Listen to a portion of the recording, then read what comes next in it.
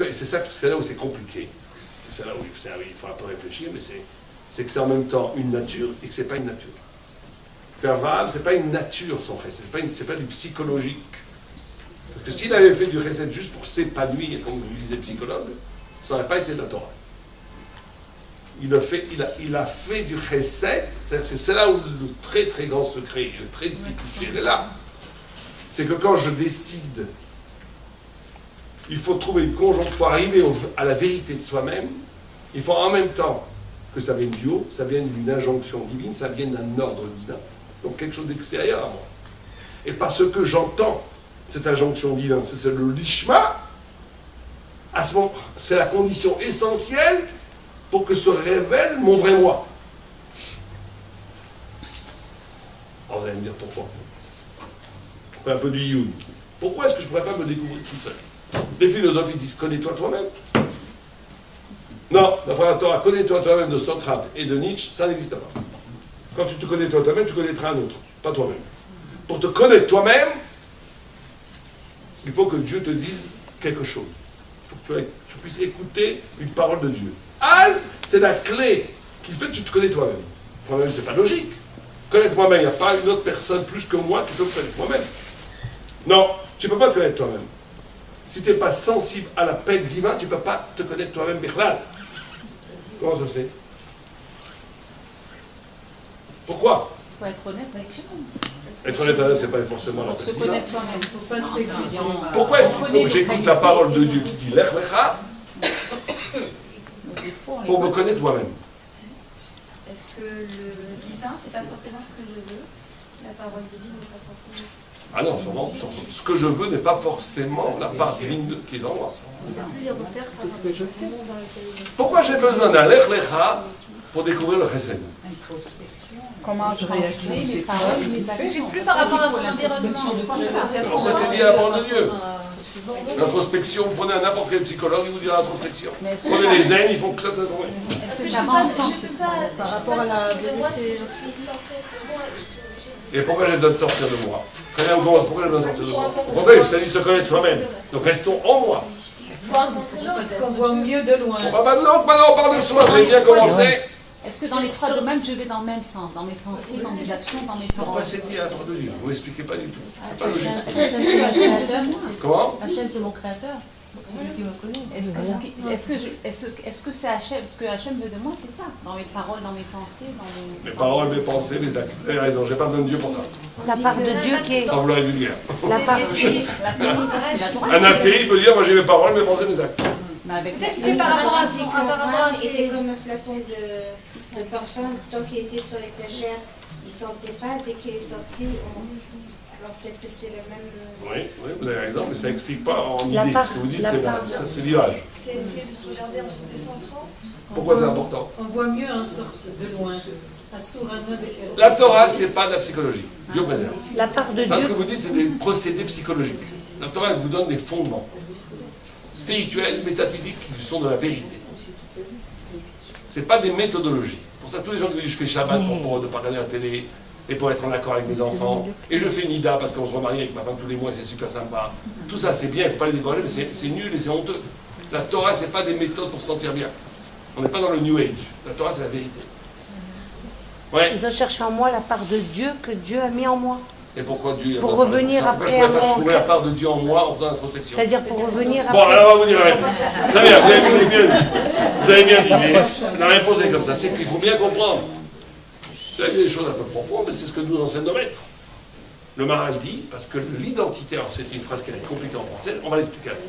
L'identité est une épopée. C'est comme ça que je traduis. Ça veut dire quoi, l'identité est une épopée? Ça veut dire que je ne suis jamais moi-même. Tant que je ne vais pas vers quelque chose qui va devenir moi-même. Ça veut dire que Dieu, il t'a pas créé pour que... Il t'a créé avec tous tes trucs, mais juste tu es comme une orange, épluche-toi. Ah, j'ai découvert un joli joyau qui est en moi. Ça, c'est les zen, c'est pas nous. Le fait que le centre de gravité de l'identité du juif, c'est le Tselem Elohim, c'est l'ombre divin, ça veut dire le reflet divin, ça veut dire quelque chose qui n'est pas presque identifiable. Quelque chose qui me dépasse complètement. En vérité, c'est quelque chose d'excellent. Là, on est dans le secret de ce que c'est un juif, qui ont été fondés par les Havot. Vous savez, par exemple, une question formidable. C'est que d'après la halakha, si on demande je vous te coupe la tête, ou bien tu t'agenouilles devant une idole, quelle doit être la réponse? Comment la tête? Et on ne demande pas ça aux tzaddik, on demande ça à n'importe quel épicier du chou, du juif, n'importe quel juif. On dit je vais te couper la tête à tous les enfants. C'est affreux, imaginez.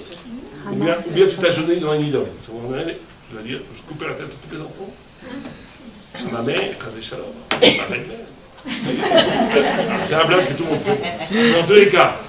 En tous les cas, il y a cette idée que tu dois mourir pour Dieu. Toi, tes enfants, ta femme. D'un autre côté, on te dit tu ne peux pas connaître Dieu. Tu as pas le droit de connaître Dieu positivement, ce qu'on appelle la théologie négative. Donc, tu peux savoir qu'il n'est pas, c'est pas un corps, qu'il n'est pas fini, qu'il n'est pas temporel, qu'il n'est pas beau, qu'il n'est pas. Tu sais pas ce qu'il est. C'est logique de demander à quelqu'un de mourir pour quelqu'un qui pour la théologie négative. Tu peux aimer quelqu'un jusqu'à la mort en ne le connaissant pas.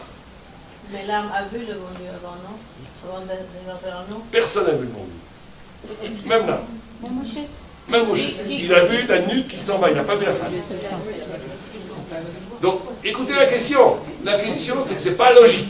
La Torah, elle est logique. On ne peut pas demander à quelqu'un de mourir pour quelqu'un d'amour. Vous pouvez tomber amoureux, vous pouvez faire un chidour avec un voile, vous écoutez à peine la voix, et comment ça peut être? Ça n'existe pas là. D'après les midot Hachem. Et les midot Hachem, ça me donne assez l'envie de mourir pour lui, que je l'aime à ce point-là. Il faut trouver l'étincelle de Dieu en soi. Bon, c'est une belle phrase, ça veut dire quoi? Vous avez raison. Ça veut dire non, ça veut dire que le kécher avec Dieu, il ne passe pas par l'esprit, par la conscience. C'est que la plus profonde part de nous-mêmes, c'est la lumière divine. On est plus proche de Dieu que de nos enfants, en essence.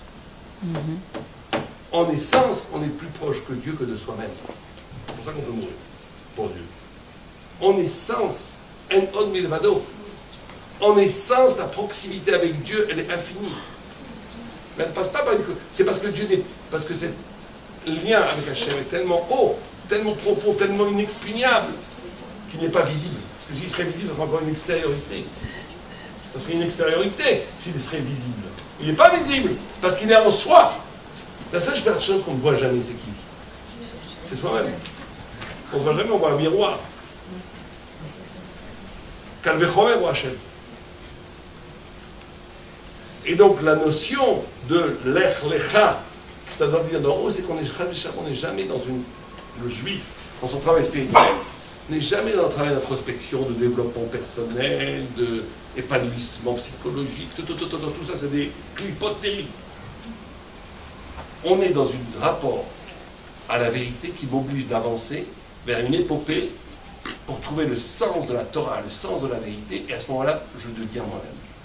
Tant que je n'ai pas cet amour de la vérité, tant que je n'ai pas cette recherche, tant que je suis un être mort qui vit comme une pâte à modeler, modelée par les événements de la vie qui m'entourent, je ne suis pas dans une dynamique de recherche, de vérité,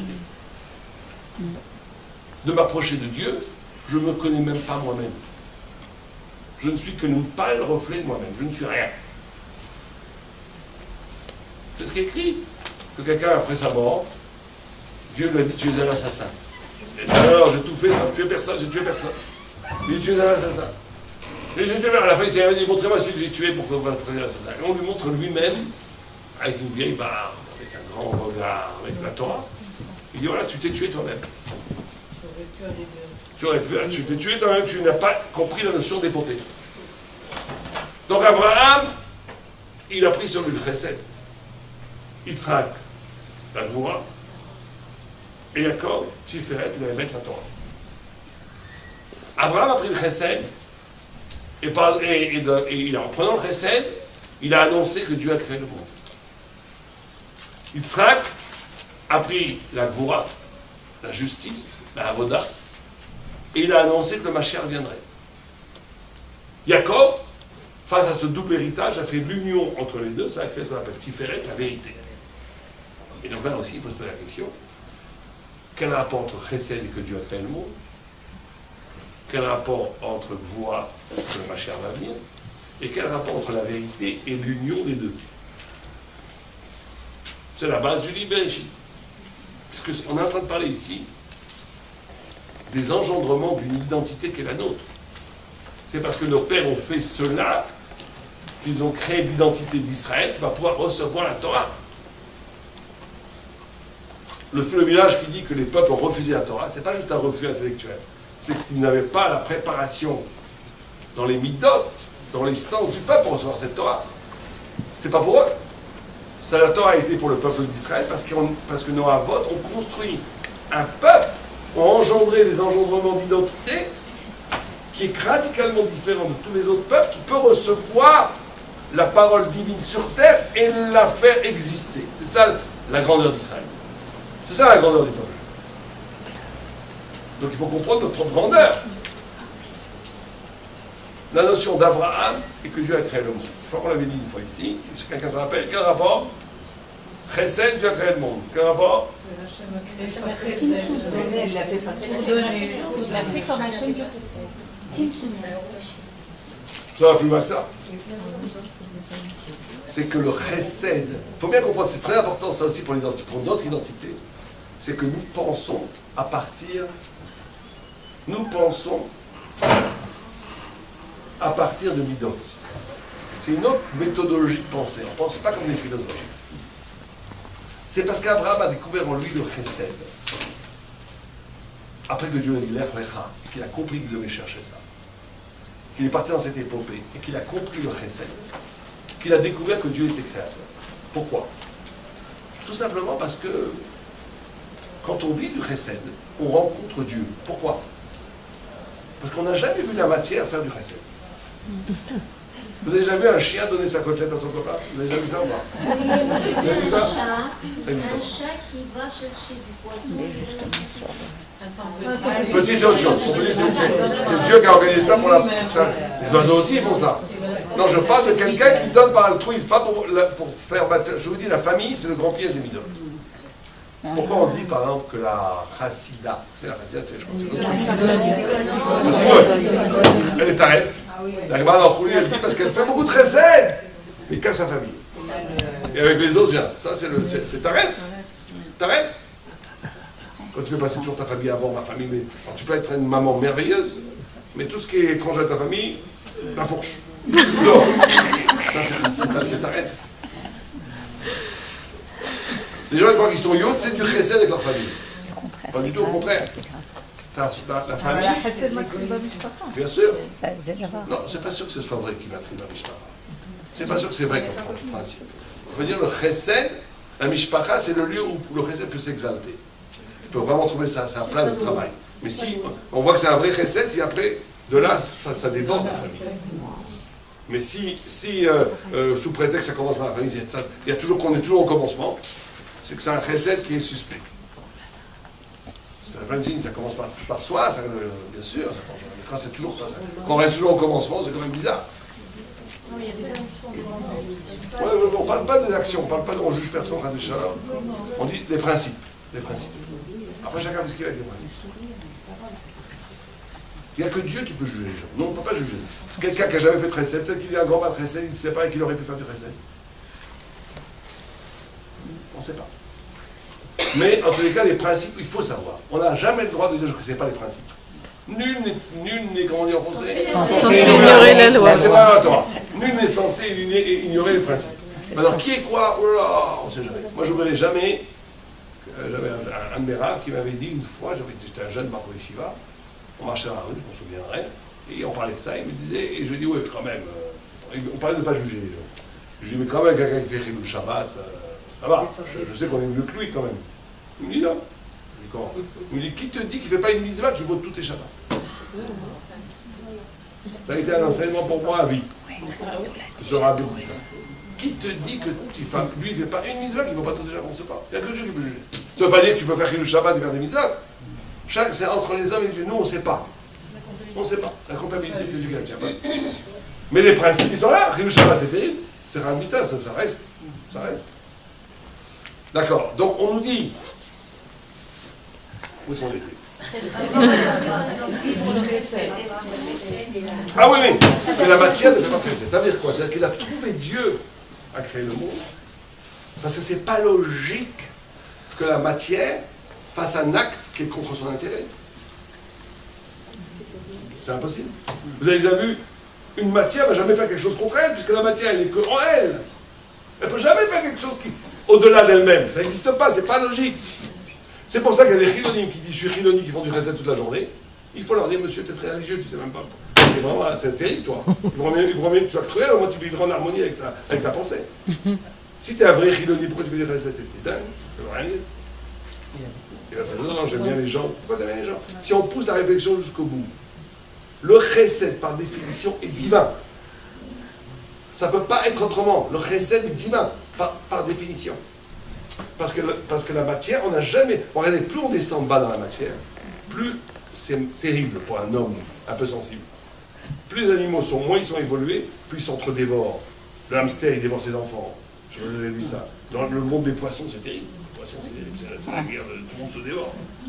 La matière, c'est... Je m'en fiche complètement de toi, tu n'existes pas. Tu n'es là que pour être englouti dans ma jouissance. C'est quoi alors, Jacob, le lien entre les deux? Oh, on est Abraham. Donc la notion d'Abraham, donc Abraham il découvre le chesed, parce qu'il découvre que la matière ne peut pas être chesed. Donc la matière est traversée par un immense flux d'amour qui est par définition d'origine divine. C'est ça la notion du mal.